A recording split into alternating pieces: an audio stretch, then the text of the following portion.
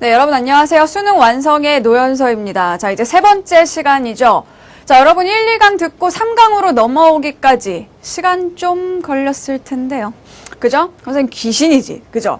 1, 2강까지는 그래도 이렇게 확 몰아가지고 훅 들었다가 왠지 이제 좀 힘들었어요. 그죠? 개념도 많고. 우리 지난 시간에 특히 선생님이 막 거의 막 무슨 은혜의 단비처럼 여러분들한테 개념을 막 내려줬잖아요. 그죠? 다 여러분 또 자기 걸로 흡수하려다 보니까 피곤하고 3강은 좀 이따 들어야겠다 하는데 왠지 공부를 하려다 보니까 자꾸 눈이 가는 데가 있어요. 그쵸? 선생님도 옛날에 그랬어요. 선생님도 옛날에 괜히 평소에 청소도 안 하다가 맨날 방 더럽다고 엄마한테 혼났거든요. 근데 꼭 시험 기간 때만 되면 왜 이렇게 저 책꽂이 위에 먼지들이 보이는지. 그렇게 하라고 해도 안 하던 청소를 시험 기간 때 하는 거죠. 그러다 보면 책 배열도 마음에 안 들고, 그럼 막 다시 이렇게 정리해놓고, 결국 막 한 2시간 정도 청소를 해야, 시험 공부에 임했던 그런 기억이 납니다. 자, 여러분도 아마 2강까지 딱 듣고서는 뭔가 되게 막, 열심히 해야겠다 이런 생각이 있었는데, 막상 그 다음 걸로 넘어가기 전까지, 시간 좀 걸렸죠? 그쵸? 뭔가 좀 여러분 해결하고 와야 될 게 있었죠? 그래요. 뭐 눈에 거슬리고 이러면요. 뭐 어떡해요? 청소해야지. 그죠? 이제 했으니까 깔끔한 기분으로 말끔한 기분으로 다시 시작하면 되는 거예요. 아시겠죠? 이제 우린 3강에 왔습니다. 뭐 해결할 거 다 하고 왔으니까 우리의 정신을 빼앗았던 것들을 다 해결했으니까 이제 잘 할 수 있죠? 그래요. 제가 믿겠습니다. 자, 이번 시간에는요, 지난 시간에 우리가 막 표현상의 특징과 뭐 시상 전개 방식과 이런 개념들을 마구 막 쏙쏙 빨아들였고, 자, 이번 시간은 운문 단골 유형의 마지막 시간입니다. 이번 시간에 할 내용은 사실 개념들이라기보다는 유형에 관련된 내용들이 좀 많이 있을 거예요. 그래서 이번에 하는 세 번째 유형, 바로 어떤 내용들이냐? 자료를 활용한 감상, 그리고 다른 작품과의 비교를 통한 감상, 이 두 가지 유형을 살펴볼 겁니다. 굉장히 난이도가 좀 있는, 여러분이 좀 어렵다라고 생각하는 그런 유형들의 문제죠. 왜 세 번째에 나왔겠어요? 쉬운 거부터 이렇게 쭉 하다가 마지막에 꽝! 원래 우리 게임할 때 마지막에 왕이 꽝 나오죠. 그쵸? 이 왕만 깨면 우리는 시의 달인이 될 수 있습니다. 자, 자료를 활용한 감상부터 한번 그럼 들어가 보도록 할 텐데, 자료가 뭐예요? 자료, 보기죠. 그쵸? 자, 이 보기가 나와 있는 문제들 학생들 무턱대고 싫어요. 어려우니까, 읽어야 될 게 많으니까. 그러고 꼭 이런 애들이 또 3점짜리가 많습니다. 자, 근데 선생님 한 가지 비밀을 알려줄게요. 자, 우리 언어 영역 문제를 보면은요, 3점짜리가 있고요. 그쵸? 대부분이 2점이고요. 그리고 1점짜리가 몇 개가 있어요. 자, 여러분 이게 이 점수를 무슨 기준으로 나눴다고 생각해요? 3점이 제일 어려운 거, 그 다음이 2점, 제일 쉬운 게 1점, 그럴까요? 그런 줄 알았죠? 그러니까 지금까지 여러분 맨날 문제에 3점 나오면은 나는 이거 못 맞히겠네. 내가 이렇게 어려운 걸 어떻게 해? 하고 패스하는 그런 경향이 있었을 거라는 거죠. 자, 알려줄게요. 비밀, 배점의 비밀이에요. 잘 들으세요. 어디 가도 얘기 안 해줘요. 자, 배점의 비밀. 이 3점, 2점, 1점은요. 난이도에 따라서 주는 게 아니에요. 난이도에 따라 주는 것이 아니라, 자, 단순한 지식을 물어보는 건 1점이에요. 그냥 쉽게 보고 찾아낼 수 있는 거, 이런 거 1점이라는 거죠. 그렇다고 해서 쉽다는, 선생님이 여기서 얘기하는 쉽게 보고 찾아낸다는 게 문제 자체가 쉽다는 것이 아니라 여러분의 어떤 한자 성어 문제라든가, 그렇죠? 아니면은 또 무슨 뭐 다이어의 의미 구분 문제라든가 이런 식으로 여러분이 원래 가지고 있는 뭔가 어휘력, 그죠? 뭐 한자어에 대한 뭐 그런 지식들, 아니면 맞춤법, 이런 것들을 묻는 문제가 1점이라는 겁니다. 그래서 대부분의 경우 단순 지식을 가지고 푸는 문제는 1점이에요. 자, 사실 이거는 뭐예요? 다 무조건 쉽나요? 1점이라고? 아니죠. 내가 모르는 한자 성어가 나오면 어려운 겁니다. 내가 모르는 맞춤법이 나오면 어려운 거라는 거죠. 그쵸? 자, 그래서 이거는 문제 자체가 쉬워서 1점인 것이 아니라 그냥 단순한 문제이기 때문에 1점을 준 거예요. 자, 3점은 그럼 어느 문제에 주냐? 교육과정에 충실한 문제가 3점입니다. 그래서 대한민국에서 정상적인 과정을 거쳐서 교육을 잘 받은 학생들이, 이 교육과정을 충실하게 이수한 학생들이 좋은 점수를 받게 하기 위해서 제시하는 문제가 3점 문제가 된다라는 거죠. 그래서 교육과정에 충실하거나 아니면은 뭔가 우리가 주는 보기, 즉 우리가 지금 하는 게 자료를 활용한 감상이잖아요. 이 보기를 활용해서 좀 뭔가 한두 번 정도 생각을 한 다음에 풀 수 있는, 그래서 단순한 지식을 암기한 것이 아니라 사고를 통해서 풀 수 있는 문제들을 3점을 준다는 얘기죠. 그러니까 문제 자체의 난이도가 높은 게 아니라는 거예요. 선생님도 대학 갈 때 수능 볼 때 하나 틀렸어요. 뭐 틀렸냐? 1점짜리 맞춤법 틀렸어요. 나머지는 다 맞았는데. 얼마나, 그러면 이게 제일 어려운 문제였을까요? 선생님한테? 아니라는 거죠. 몰라서, 그죠? 맞춤법 헷갈려서 틀렸을 뿐이라는 거예요. 자, 그래서 여러분 보기가 나왔다, 이게 3점이다, 절대 쫄지 말란 얘기예요. 알겠죠? 이거는 앞으로도 계속 다른 과목에도 마찬가지로 적용되는 그런 논리예요. 어렵다고 생각하지 말고, 수리도 마찬가지죠, 그쵸? 4점 막 이런 거, 어려운 문제구나 라고 생각하지 말고요. 이거는 그렇지, 그 문제들 중에서 교육과정에 충실한 문제구나, 이렇게 생각하고 가면 됩니다. 자, 그러면 자, 우리에게 보기가 주어지는데 선생님 보기 나오면 문제 길어지고 전 너무 싫어요, 이런 생각하지 말자 그랬죠. 선생님 강의를 많이 들었던 친구들은 이제 알죠. 보기가 얼마나 소중한가를, 보기가 얼마나 우리에게 선물인가를. 자, 그래서 정말 마지막으로 선생님이 오늘 여러분 막차에 태워드리겠습니다. 자, 오늘의 개념 막차. 보기에 제시된 조건은 우리를 힘들게 하고자 하는 조건이 아니라 알고 보면 우리에게 힌트를 주는 거다라는 얘기입니다. 자, 그래서 보기에 나와 있는 내용들만 우리가 미리 읽고 들어간다 하더라도 시에 나와 있는 시어의 의미라든가, 그죠? 이 시의 주제라든가 화자의 태도라든가 이런 것들을 알 수가 있다는 겁니다. 자, 그러면 보기로 제시되는 자료에는 어떤 것들이 있는가? 우리 책에 표로 제시가 되어 있죠. 자, 이런 것들 하나씩 한번 보도록 합시다. 자, 보기로 제시되는 자료 맨 윗줄에 뭐라고 써 있나요? 작품을 감상하기 위한 관점이나 조건. 참 명쾌하고도 짧게도, 그쵸, 간단 명료하게 설명을 했지만 뭔 말인지 모르겠어요. 그쵸? 이게 뭐요? 자, 작품을 감상하기 위한 관점이라는 것이 무엇일까요? 자, 여기에서 개념 한 가지 알려드리도록 하겠습니다. 자, 작품 감상의 관점이란 우리가 문학 작품을 읽을 때 어떤 점에 주의해서 봐야 되냐는 겁니다. 자, 그래서 보기로 막 요런 단어들이 나올 때가 있어요. 자, 구조론적 관점, 다른 말로는 내재적 관점. 그쵸? 보기 어딘가에 그 기출문제 보기에서 본 적 있죠? 그쵸? 자, 그 다음에 반영론적 관점, 뭐 표현론적 관점, 효용론적 관점, 마구마구 들어봤습니다. 자, 그래서 뭐 얘네들은 또 조금 다른 말로 하면 외재적 관점, 이런 식으로 나와 있었던 거. 자, 이런 거 나오면 무조건 패스했나요? 뭔 소리인지 모르겠다, 나는 저런 건 패스하지 마시고 앞으로는 이제 푸세요. 알려드릴게요. 자, 문학이라는 것은 소통 행위입니다. 누구와 누가 소통할까요? 작가와 독자가 소통하겠죠. 그런데 작가와 독자가 직접적으로 소통하나요? 아니죠. 직접 소통하면 그건 문학이 아니라 전화죠.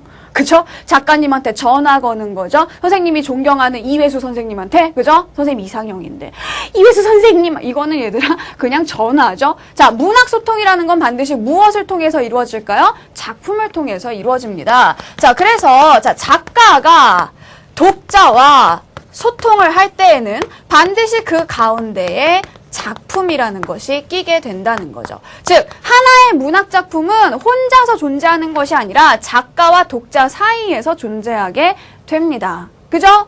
자, 그러면 이 작품에 가장 큰 영향을 미치는 사람이 누구예요? 당연히 작가죠. 우리가 왜 이런 창작의 고통을 산고에다가 비유하잖아요. 산고가 뭐죠?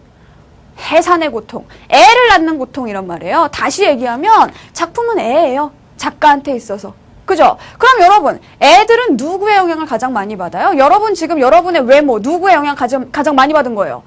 부모님의 영향을 가장 많이 받지 않았나요? 여러분의 얼굴은? 그죠? 부모님의 DNA거나 부모님의 재력이거나 어쨌든 부모님의 영향을 가장 많이 받았을 거라는 거예요. 자, 그래서 작품에 미친 작가의 영향을 고려하는 관점, 이것이 바로 표현론입니다.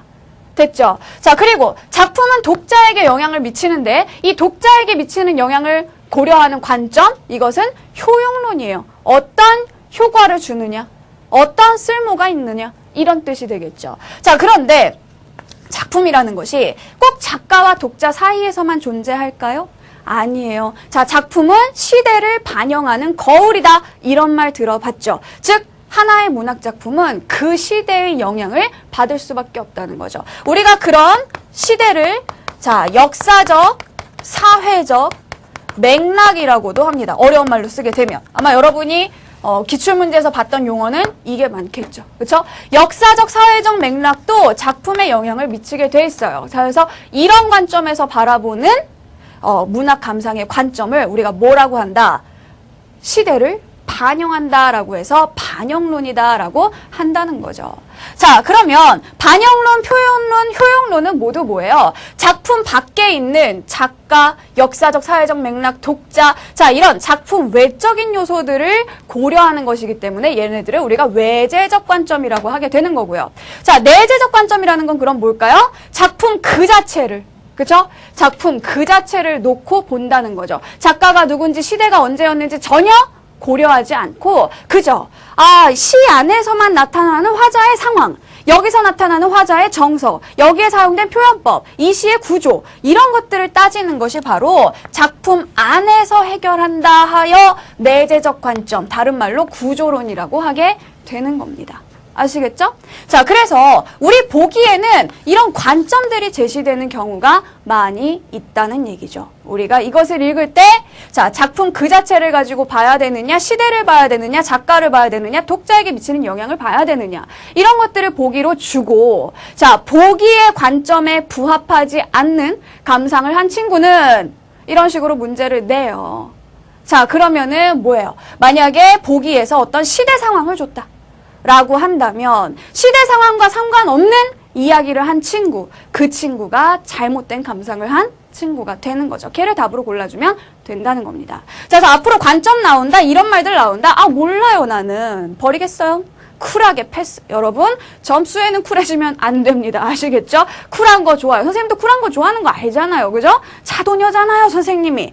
하지만 이럴 때는 안 돼요. 아시겠죠? 한 점이라도 1점이라도 더 가져오려고 열정적으로 달려드세요. 이렇게 달려들란 말이에요. 알았죠? 자, 그래서 관점이라는 건 이런 걸 얘기하는 겁니다. 자, 그다음에 작품을 감상하기 위한 관점이나 조건이라는 말이 있는데 이 조건이라는 거 무슨 말인지 잘 모르겠으면 여러분들 2010년 수능을 보세요. 2010년 수능 기출문제에 보면 승무가 나왔습니다. 이 승무라는 작품을 보기에서 빛의 관점에서 빛이라는 어떤 그런 속성을 가지고 보자. 요런 문제가 있었거든요. 그쵸? 승무라는 것, 지금까지는 그런 관점들이 우리에게 주어지지 않았었는데, 그런 관점들을 가지고 공부를 해본 적이 없는데, 새롭게 보기를 통해서 우리에게 빛이라는 조건을 하나를 줬단 말이에요. 그래서 이런 조건을 가지고 승무를 감상했을 때 적절하지 않은 것을 골라라, 요런 말들이 나왔었다는 거지요. 아시겠죠? 자, 그 다음에 밑에 계속 보세요. 해당 작품에 대한 비평, 누군가가 이렇게 평가하고 또 해석한 내용들이 나올 수 있고요. 시적 화자나 작자, 시작 배경 등 작품을 이해하는 데 도움이 될 수 있는 내용, 이게 뭐예요? 자, 반영론적 관점에서 시대, 상황을 줄 수 있고, 혹은 이 작자의 어떤 창작 의도를 알 수 있게 해주는, 혹은 작가의 경향을 알 수 있게 해주는 그런 보기들이 주어진다라는 얘기입니다. 자, 그 다음 핵심적인 시어, 작품의 갈래적 특징에 대한 설명, 요런 것들이 나올 수 있다는 거죠. 그래서 6월 모의고사에 보면 현대소설에서 보기에 뭐가 나왔죠? 시점과 관련된, 소설의 서술자와 관련된 내용이 보기로 띵 하니 나왔다는 겁니다. 자, 그러니까 작품과 관련된 그런 정보들 혹은 해석들, 이런 거 외에도 우리가 지금까지 공부해왔던 개념 역시 이렇게 쭉 풀어서 보기로 제시될 수 있다는 거죠. 알겠죠? 그래서 보기로 나올 수 있는 건 굉장히 다양해요. 하지만 중요한 건 뭐다?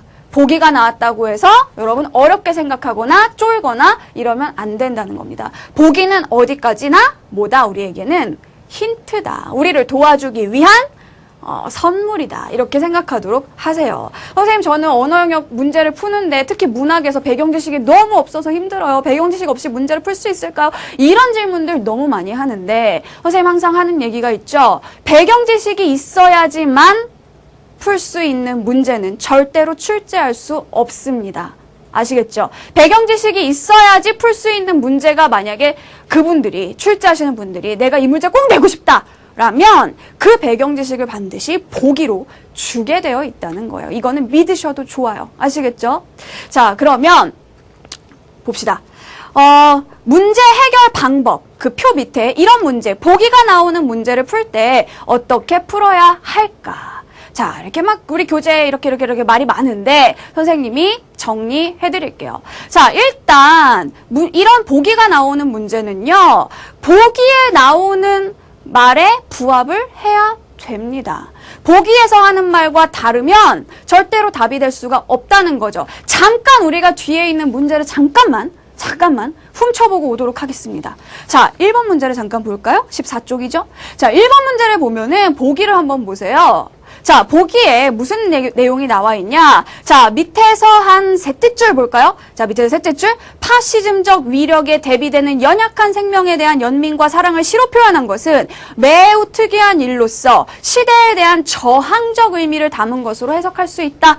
자, 이 시를 시대에 대한 저항으로 해석을 했단 말이에요. 보기에서. 그러면 우리는 바로 답을 찾을 수 있다는 거죠. 시 한 번도 안 읽었지만 보기도 밑에 세 줄만 읽었지만 답 찾을 수 있을걸요? 뭐가 답이 될까요? 그러고 보니까 답이 너무나 쉽게 뻔하게 보이죠? 뭐예요?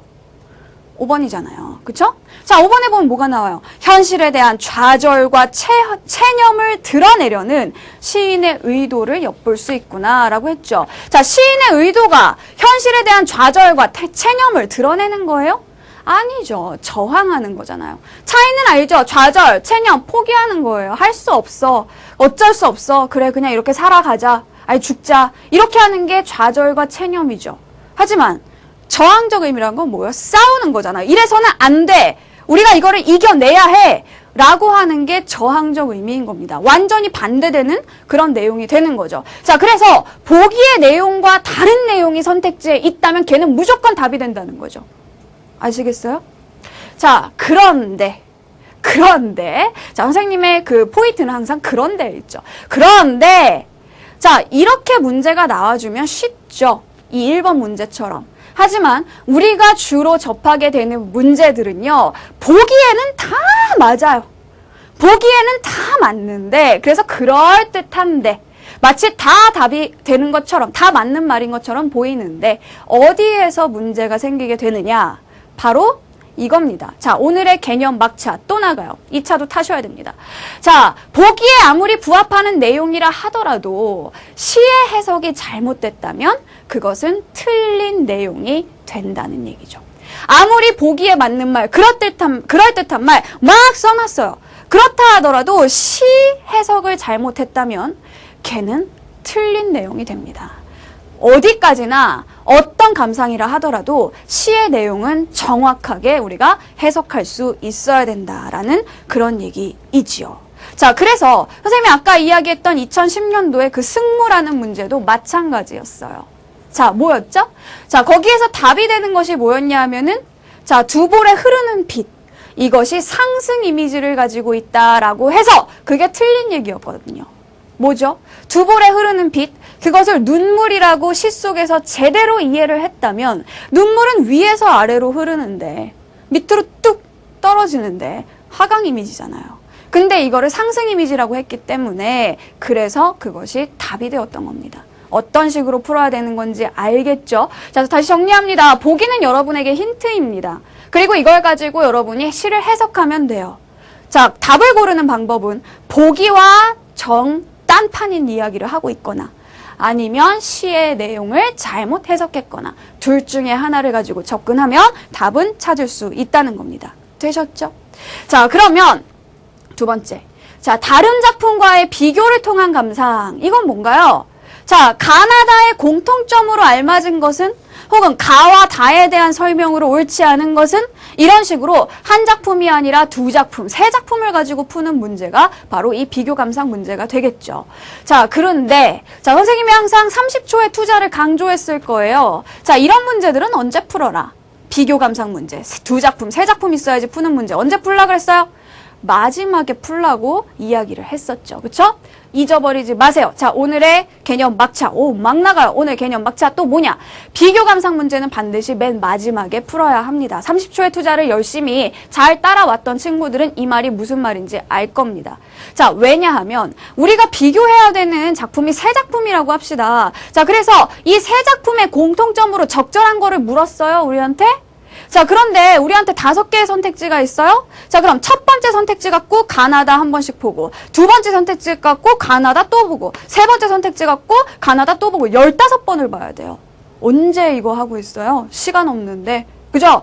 자, 선생님이 여름 이후로, 수능 완성 이후로는 여러분에게 시간 문제도 잡아드리겠다라고 약속을 했었지요. 그쵸? 자, 사실 그동안 선생님이 계속 했던 말들이에요. 사실은 시간을 줄일 수 있는 방법도 다 그 안에 들어있었다는 거예요. 자, 30초에 투자하세요. 그래서 한 작품 먼저 해결을 해 놓으세요. 그런 다음에 마지막에 비교하는 문제를 풀게 되면 시간을 훨씬 더 줄이면서 효율적으로 또 더 정확하게 문제를 풀어낼 수 있을 거라는 겁니다. 아시겠죠?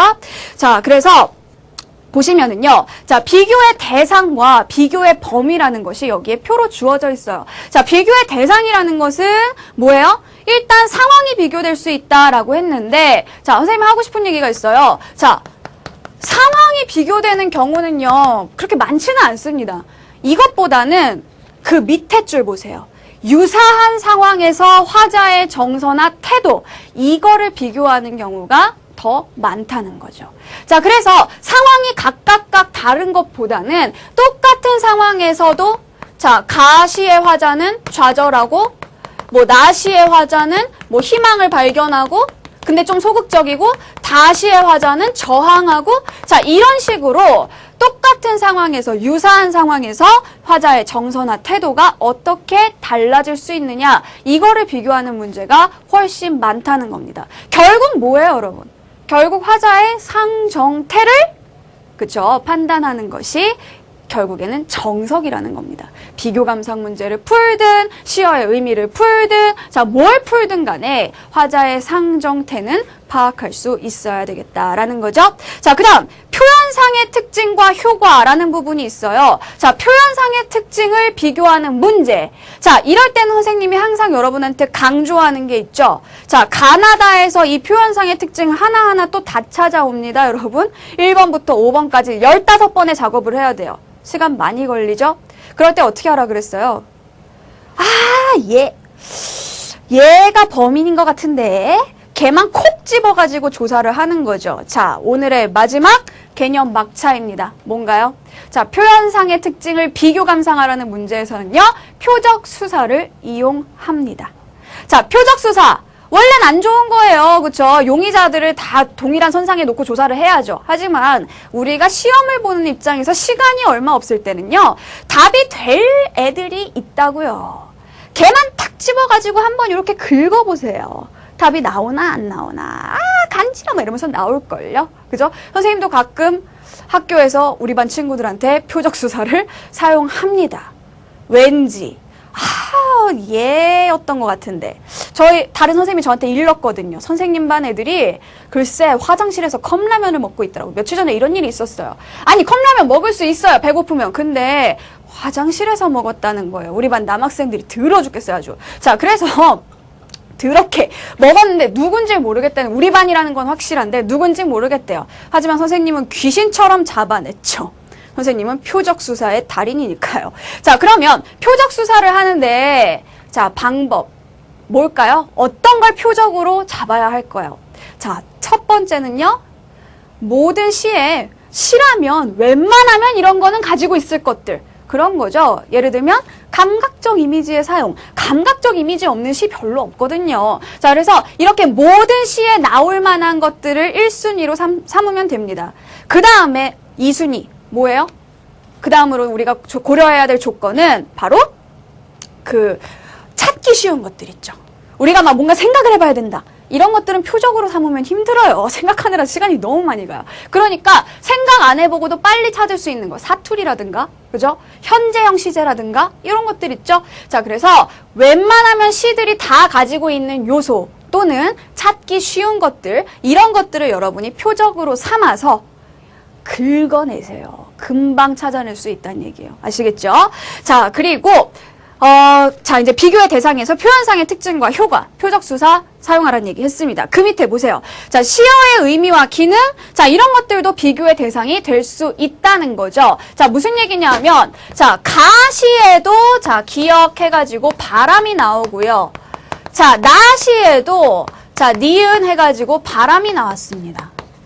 자, 얘네들을 비교하라는 그런 문제 종종 나온다는 거죠. 자, 그래서 여기 뭐 바람 같은 게 나오기도 하고, 그쵸? 뭐 달, 뭐 이런 게 나오기도 하고, 뭐 이런 주로 자연물들이 나와요. 자, 이럴 경우에 둘 중에 하나는 그냥 아무 별 의미 없이, 별 상징적, 비유적 의미 없이 그냥 자연물로서만 기능하는 경우가 있죠. 하지만 나머지 하나는 뭐예요? 거기에 어떤 화자의 심리 상태가 반영되어 있을 경우가 있다는 거예요. 자, 그래서 바람이 분다 둘 다 나왔는데 여기에서 바람이 분다는 정말 그냥 바람이 분 거예요. 계절적으로 가을이라서 아니면 겨울이라서 그냥 정말 바람이 불었거나 별 의미 없는 거, 특별한 의미를 두지 않는 거. 그런데 여기에서는 바람이 분다 이거요. 그쵸? 자, 이 노래에서는 뭐예요? 내 마음속에 이 허전한 서러운 마음속에 바람이 불면서 내가 더 외로워지고 뭐 이런 얘기잖아요. 그렇죠? 자, 그러니까 여기서는 단순한 자연물이 아니라 화자의 심리에 영향을 주는 어떤 특정한 그런 소재로서 쓰이게 된다는 겁니다. 자, 그래서 여러분 한번 보세요. 똑같은 시어에 밑줄이 두 개가 쳐져 있다. 바람이든 달이든 뭐든 간에요. 해든 뭐든 간에. 자, 그것이 그냥 단순한 자연물인가? 아니면은 화자에게 어떤 화자의 심리 상태를 표현하는 혹은 어떤 상징적인 뭐 임금님이라든가 뭐 간신이라든가 이런 거 있잖아요. 그렇죠? 자, 상징적인 의미를 가지고 있는 것인가? 요걸 따져주면 시어 의미 비교하는 문제 쉽게 풀립니다. 알겠죠? 자, 그다음 밑에 보면은요. 비교의 범위 있어요. 이건 뭐냐면은 작품을 가작품, 나작품 전체적으로 비교하는 그런 문제가 있고 특정 부분을 A, B 요렇게 나눠놓는 그런 문제가 있죠. 푸는 방법은 똑같다라고 생각하시면 됩니다. 알겠죠? 자, 밑에 나오는 거 보세요. 자, 주요 시적 상황이나 주제라는 것이 있는데, 자, 여기 나와 있는 이런 상황이나 주제, 이런 것들은 자주 나오는 시적 상황들이니까요. 그냥 한 번 더 여러분 쭉 봐주시면 됩니다. 이걸 보면서, 여러분이 딱 보면서 이게 무슨 상황인지 파악하기 어려운 그런 시들이 있잖아요. 특히 낯선 시들. 오늘 처음 본 거. 수능 시험장에 가면 분명 여러분, 오늘 처음 본 시가 나올 겁니다. 이거는 정말 100% 예언 적중. 이거 예언이라고도 할 수 없는 거예요. 당연한 거니까. 자, 오늘 처음 보는 시가 나왔다? 라고 하면 우리가 시적 상황을 파악하기가 어렵잖아요. 그죠? 이 중에 하나일 가능성이 높다는 거죠. 그래서 써놓은 거예요. 이 중에 하나일 테니까 여러분이 이런 거를 보면서 한번 끼워 맞춰보라는 거죠. 아, 이거는 부정적 현실에 대한 비판일까? 억압적 상황에 대한 대결 의지일까? 뭐 아름다운 자연을 예찬하는 걸까? 뭐 이별한 걸까? 이런 식으로 한번 대입을 해보시면 된다는 거죠. 그래서 여러분한테 너무 기초가 없어서 힘든 학생들한테 도움이 되라고 써놓은 거라고 생각하시면 되겠습니다. 아시겠죠? 자, 그래서 오늘 유형 선생님이 가르쳐 줬어요. 자, 보기를 활용한 거, 자료를 활용한 그런 감상, 그리고 비교 감상 문제, 이 두 가지를 기억해 주시면 되겠습니다. 자, 그러면 오늘도 역시 찾아왔습니다. 아, 얼마나 뿌듯한지 선생님이 이 명언 타임을 보면서 정말 잘 만든 것 같아요. 선생님이 뭐 하나 비밀 하나 알려줄까요? 이 선생님 쓴 거 같죠? 선생님 막 붓글씨의 달인? 내가 3강이 왔으니까 얘기해주는 비밀인데 사실요 선생님 이거 그렸어요. 폰트 이렇게 그려놓고 거기에다 색칠한 겁니다. 네, 색칠한 거예요. 컴퓨터 사인펜으로. 여러분은 3강까지 와준 친구들이니까 특별히 얘기해주도록 할게요. 자, 오늘의 명언은요. 우리 창규가 올려줬는데요. 이창규 학생이요. 선생님을 정말 깜짝 놀라게 했죠. 자, 이런 수강후기에 이런 제목으로 올렸어요. 동그라미 세모의 위대함과 연서쌤의 문제점. 선생님이 얼마나 깜짝 놀랐는지 몰라요. 자, 동그라미 세모의 위대함은 비문학에서 선생님이 두 가지 서로 다른 항목을 비교하는 그 방법으로 알려줬던 그런 개념이죠. 그래서 이거 위대함을 자기가 직접 체험을 했다는 거예요. 우와, 나 이거 진짜 해보니까 되더라. 그런데 연서쌤의 문제점? 얼마나 선생님이 마음이 콩닥콩닥했을까요? 자, 스크롤 내려봤어요. 자기 명언을 안 읽어줬다고. 그게 문제라는 거예요. 자, 그래서 선생님 또 완전 무결해야 되잖아요? 그래서 문제를 해결해주기로 했습니다. 창규야? 자, 창규가 올려준 명언 같이 보도록 할게요. 쓰러질지언정 무릎 꿇진 않겠다. 와우, 지성팍 선수가 한 얘기죠. 자, 우리 박지성 선수 정말 멋져요. 자, 쓰러질지언정 무릎 꿇진 않겠다. 무슨 뜻이겠어요? 그죠? 누구나 쓰러질 수는 있어요. 쓰러진 게 죄는 아닙니다. 넘어질 수 있습니다. 힘들 수 있습니다. 하지만 무릎을 꿇는다는 건 다른 의미죠. 뭔가요? 포기죠. 그죠? 내가 졌다 인정하는 거죠. 좌절이죠. 체념이죠. 그거는 안 된다는 겁니다. 누구나 하다 보면요. 등급이 폭락할 수도 있고요. 그쵸? 막 6월 모의고사 망할 수도 있고요. 누구나 그럴 수 있다고요. 하지만 그때 포기하면 안 된다는 겁니다. 누구나 넘어질 수 있지만 절대로 무릎을 꿇어서는 안 된다라는 얘기를 우리 지성팍님께서도 하셨고 저도 여러분들한테 드리고 싶은 얘기입니다. 아마 창규도 여러분한테 이 얘기를 하고 싶었겠죠. 그쵸? 절대로 포기하지 맙시다. 쓰러지지 마세요. 3점짜리 문제가 나왔다. 쓰러지지 마세요. 쓰러질 수는 있어요. 하지만 무릎 꿇지 마세요. 아시겠죠? 포기해서는 안 됩니다. 3점, 와! 이럴 수는 있지만 절대 포기하지는 말고 다시 돌아와서 냉철한 이성을 가지고 보기를 보면 답은 보이게 돼 있다는 얘기죠. 아시겠죠? 자, 그러면 이제 문제로 넘어가 보도록 하겠습니다. 자, 13페이지에 보면 두 개의 시가 나와 있지요. 자, 역시 우리 문제를 먼저 보고 30초의 투자 살짝 하고 와야겠습니다. 자, 1번 문제. 보기를 참고하여 가를 감상한 내용으로 적절하지 않은 것은 자료 활용 문제죠. 2번. A와 B를 비교한 내용으로 가장 적절한 것은 비교 감상 문제가 되겠습니다. 자, 그러면 선생님 뭐라 했어요? 보기가 있으면 반드시 보기를 먼저 보고 와라 라고 했을 거예요. 자, 그러면 보기 먼저 봐야죠. 자, 시 보기 전에 이걸 먼저 보세요. 시 보면 여러분 힘들어요. 이거 정말 힘든 시예요. 자, 보기를 보세요.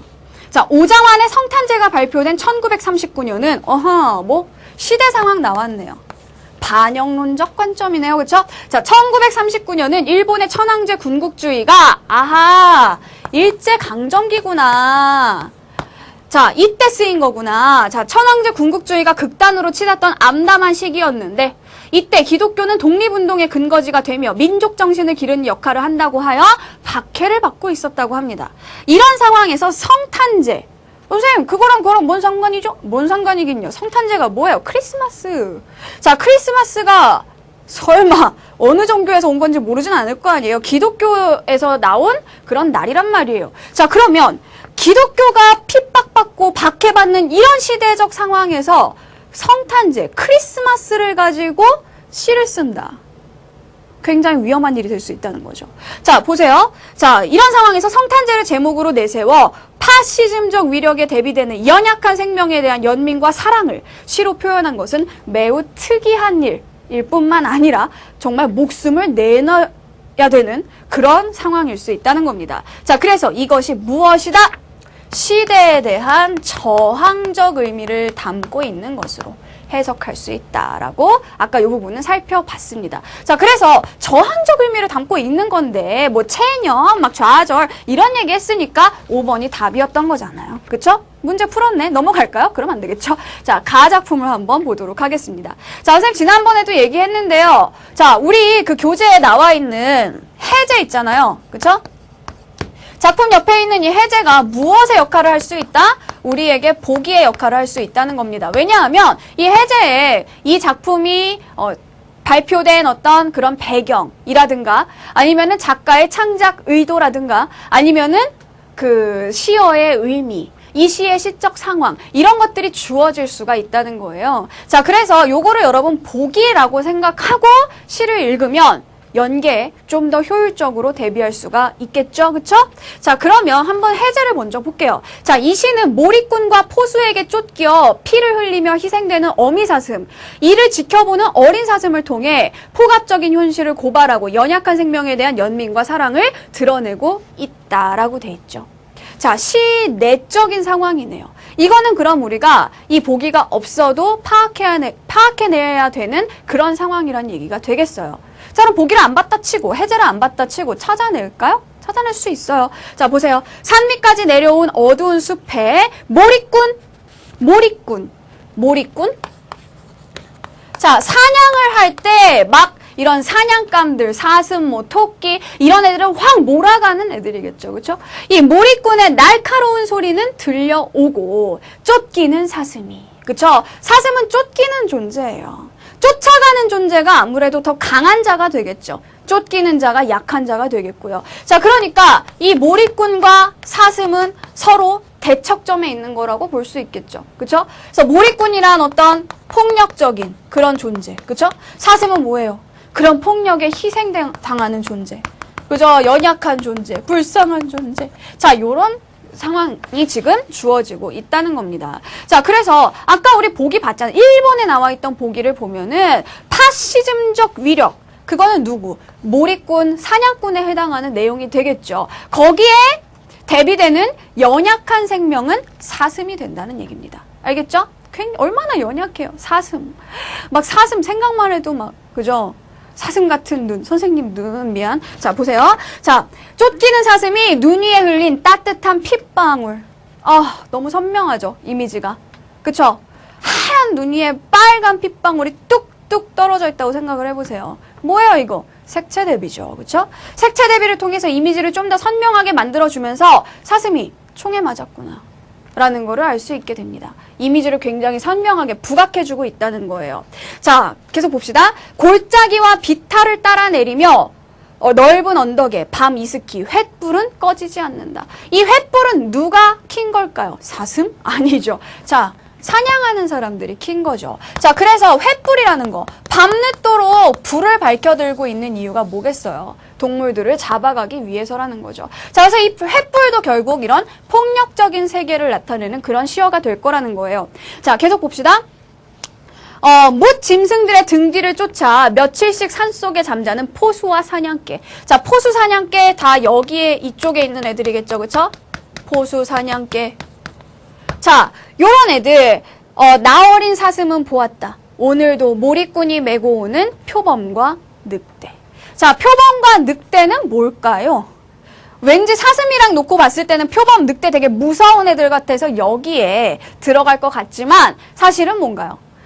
표범과 늑대, 그렇게 강인한 동물들마저도 폭력 앞에서는, 인간의 폭력 앞에서는 맥을 못 추고 잡혀가게 된 거죠. 그쵸? 그러면 그렇게 강한 애들도, 표범, 늑대, 이렇게 강한 애들도, 선생님 사실 표범이 되고 싶은데, 선생님 얘기했나 예전에? 장래희망? 첫 번째 사자, 두 번째 표범이에요. 멋있잖아. 자, 이 표범과 늑대 이렇게 멋지고 막 강하고 이런 애들조차 잡혀가는데 얘는 그럼 어때요? 그쵸? 그 표범과 늑대와 대비되면서 더 연약해지고 더 불쌍해지는 그런 효과가 있다는 거예요. 자, 어미의 상처를 입에 대고 핥으며 어린 사슴이 생각하는 것. 자, 어린 사슴이 뭘 생각할까요? 그는 어두운 골짜기에 밤에도 잠들 줄 모르며 솟는 샘과 깊은 골을 넘어 눈 속에 하얀 꽃 피는 약초. 자, 보세요. 사슴이 생각하는 것은 뭐냐? 샘, 약초. 뭐죠? 자, 이런 폭력 속에서 이 폭력으로 인한 상처를 치유하고 생명을 줄 수 있는 그런 존재들이 되겠죠. 자, 그래서 얘네들은 어떤 생명을 상징하는 그런 시어들로 봐줄 수 있어야 됩니다. 자, 아슬한, 참으로 아슬한 곳에서 쇠북소리 울린다.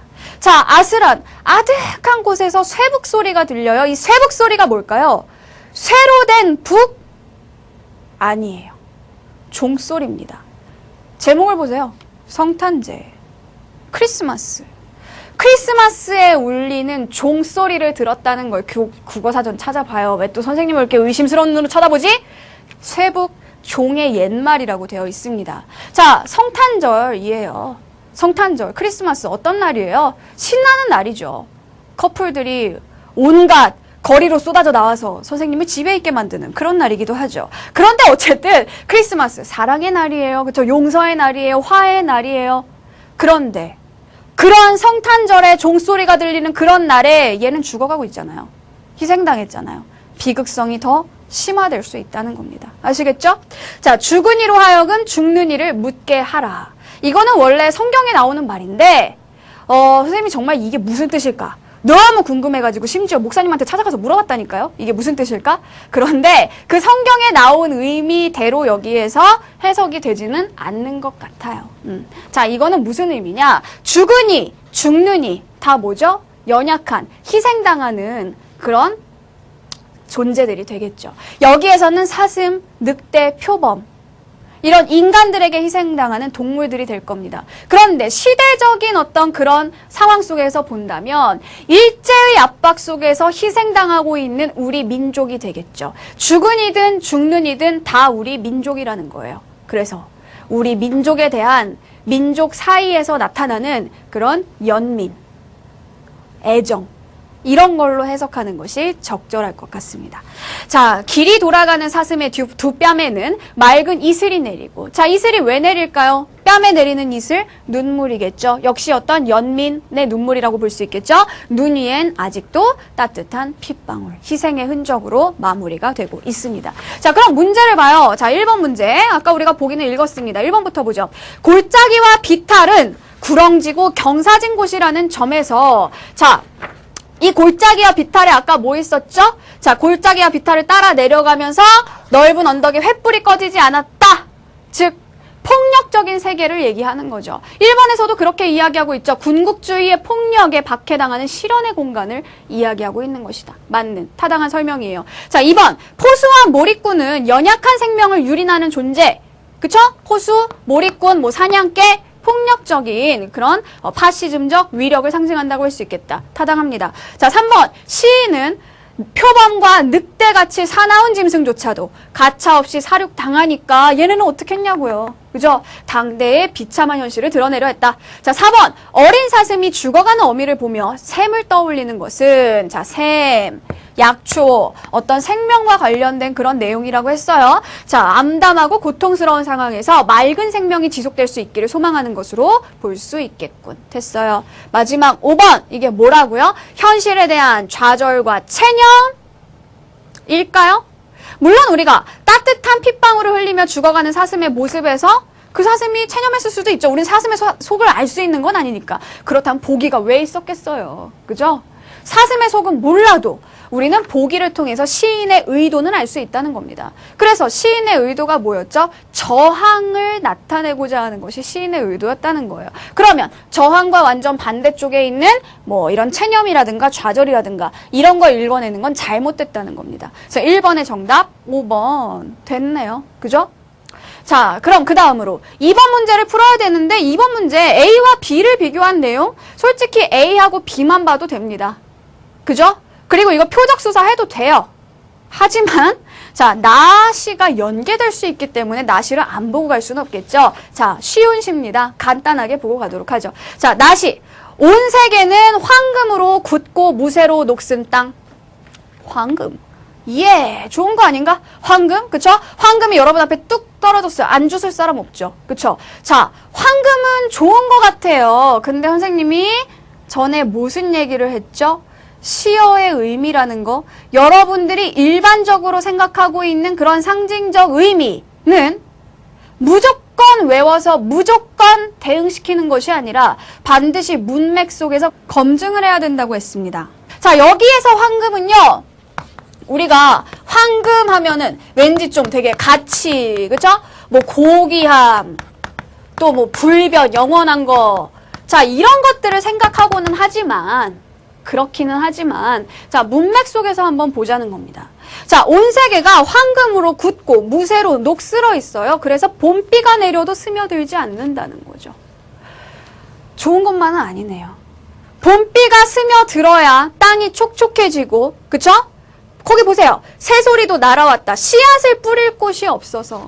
땅이 촉촉해져야, 땅이 비옥해져야 거기에다가 씨앗을 뿌리고 생명이 자라날 수 있는데, 자, 여기에서 황금은 뭡니까? 그런 것들을 막는 역할을 하기 때문에 이런 의미로 쓰인 것이 아니라는 거죠. 그렇죠? 그래서 황금은 오히려 뒤에 나와 있는 무쇠와 마찬가지의 역할을 하고 있다는 거예요. 금이든 쇠든 가격엔 차이가 있지만 여기에서는 같은 애들이에요. 어떻게 같은 아이들? 씨앗을 뿌릴 수 없게 만드는, 즉 생명력을 다 없애버리는 어떤 폐허가 된 현실, 황폐한 시대, 이런 것들을 나타낸다는 겁니다. 됐죠? 그래서 옆에 우리 해제에 보면은요, 이거를 뭐라고 해석을 하느냐. 황폐한 현실, 황금이 들어오면서 물질 만능주의, 배금주의, 이런 것들로 해석을 해가고 있습니다. 알겠죠? 자, 그럼 보자. 자, 온 세계는 엉겅퀴로 마른 땅, 똑같죠? 그쵸? 황금으로 굳고 무쇠로 녹슬었든, 엉겅퀴로 말랐든, 어쨌든 생명이 자랄 수 없다는 거예요. 자, 그래서 땀을 뿌려도 받지 않고, 꽃봉오리도 머리를 들다, 이게 뭐예요? 꽃봉오리가 이제 피어나려고 이러고 있는데, 꽃봉오리가 이러고 있다가, 이제 피어야 되잖아요. 그래서 머리를 들고, 피어야 되는데, 근데 물에 못 먹어서 결국에는 훅! 이렇게 됐다는 거예요. 자, 그래서 머리를 들다, 타는 혀끝으로 잠기고 만다. 결국 꽃이 피어나지도 못한 채로 죽어버렸다는 얘기죠. 그만큼 척박하고 황폐한 현실을 나타내주고 있는 겁니다. 자, 그럼 밑에 있는 새 연은요, 같은 거죠. 우리의 흙 한 줌 어디 가서 구할까? 우리의 이슬 한 방울 어디 가서 구할까? 우리의 꽃 한 송이 어디 가서 구할까? 그래서 흙 한 줌, 이슬, 꽃, 다 뭐예요? 이런 것들은. 우리가 어떤 생명이라고 느끼는 것들이잖아요. 이런 것들을 어디에서 구해올 수 있을까? 누구의 가슴에서, 누구의 눈빛, 누구의 혀끝, 누구의 얼굴, 누구의 입가에서 구할까라고 해서 그런 어떤 소망과 그런 간절한 기원, 이런 것들이 들어가 있게 되는 거죠. 됐죠? 자, 그러면 비라는 부분은 아니지만, 자, 이 끝부분에서 표현상의 특징 하나 찾아옵시다. 뭐예요? 유사한 통사구조의 반복 적용할 수 있겠죠? 그쵸? 통사구조란 뭐라 그랬어요, 선생님이? 통사란 문장을 이야기하는 거다. 자, 그러니까 유사한 문장 구조가 반복되고 있잖아요. 우리들의 뭐뭐뭐 어디 가서 뭐 할까? 누구의 어디에서 뭐 할까? 누구의 어디에서 뭐 할까? 이런 식으로 자, 유사한 통사 구조가 반복되고 있다라는 거 연계 대비하시면 좋을 것 같아요. 자, 그럼 이번 문제 풉시다. 자, A와 B를 비교한 내용으로 가장 적절한 것은 이라고 했는데요. 자, 일단 아까 선생님 뭐 하라 그랬죠? 비교할 때 표적 수사 해보라고 했습니다. 자, 이 중에서 표적이 될 수 있는 애는 누굴까요? 선생님 강의를 많이 들었던 친구들은 이제 알 텐데. 아까도 얘기했는데. 또 외면하나? 왜 외면하고 있어요? 자, 답을 말해달라고요, 저한테. 뭐예요? 5번이죠? 왜요? 감각적 이미지를 활용해서 시적 상황을 드러낸다고 했는데 시들은 대부분 감각적 이미지를 갖고 있다는 거죠. 선생님 뭐라 그랬어요? 대부분의 시가 갖고 있는 거 얘는 표적이 될 수 있다고 했습니다. 그 다음으로 찾기 쉬운 거 얘도 표적이 될 수 있다고 했죠. 자, 그러면 감각적 이미지라는 걸 일단 표적으로 삼아서 A와 B를 한번 보도록 할게요. 자, A. 자, 산 밑까지 내려온 어두운 시각 아닌가요? 보이는 거잖아요. 감각적 이미지 있네요. 땡, 끝. 됐네요? 뭐 이런가? 자, 계속 봐요, 그래도. 자, 몰입꾼의 날카로운 소리. 이건 뭐야? 소리. 청각이죠. 그죠? 자, 그 다음에 쫓기는 사슴이 눈 위에 흘린. 자, 이거는 뭐예요? 눈 위에 피가 떨어져 있다?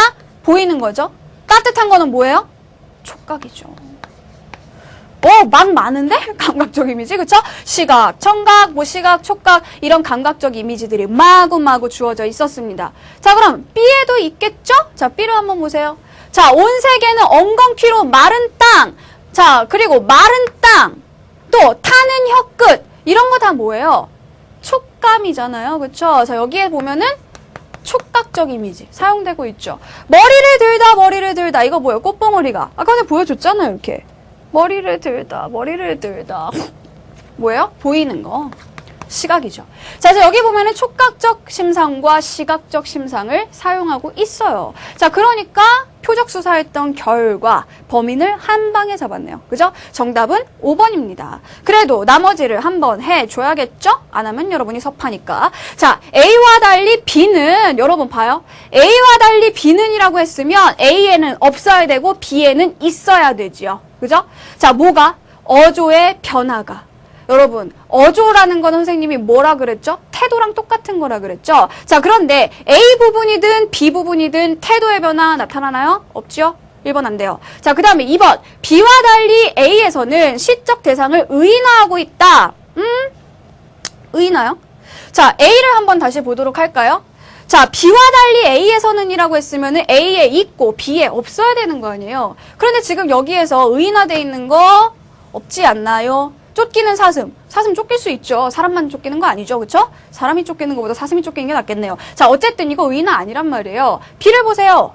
자, B. 여기에는 꽃봉오리가 머리를 든다. 요거 살짝 의인화라고 봐줄 수 있겠네요. 자, 그런데 즉 A에는 없었고 B에는 있었단 말이에요. 근데 2번에서 뭐라 그래요? B와 달리 A의 의인화가 나타난다라고 했으니까 2번도 답이 될 수가 없다는 거죠. 그죠? 자, 그 다음에 3번. A와 B는 모두 19의 반복. 자, 여기 머리를 들다가 반복이 되고 있습니다. 그러면 A도 그래야 되나? 자, A 한번 보세요. 반복되는 거 있어요, 없어요? 없죠, 그쵸? A와 B 모두에 해당되는 내용이어야 얘가 답이 되니까 A는 없으니까 3번도 틀린 거고. 자, 그 다음에 4번은 뭐예요? A와 B는 모두 반어적 표현을 사용했다. 반어 뭔지 선생님이 지난 시간에 가르쳐줬잖아요. 보통만도 못한 사람. 응? 정말 보통만도 못한 사람이에요? 아니죠. 나에게 보통 이상의, 나에게 정말 치명적인 너무나 아름다운 매력의 그런 사람이었는데 나를 아프게 했으니까 보통만도 못하다라고 얘기를 한 거죠. 그렇죠? 자, 그래서 실제로는 보통 이상의 사람인데 보통만도 못하다라고 해서 자기의 의도와 겉으로 드러난 말이 반대되잖아요. 이런 걸 반어라고 한다고 했어요. 근데 A와 B에는 모두 이런 반어적인 표현은 나타나지 않고 있다는 겁니다. 그래서 2번 정답 5번 이렇게 보고 가시면 되겠죠.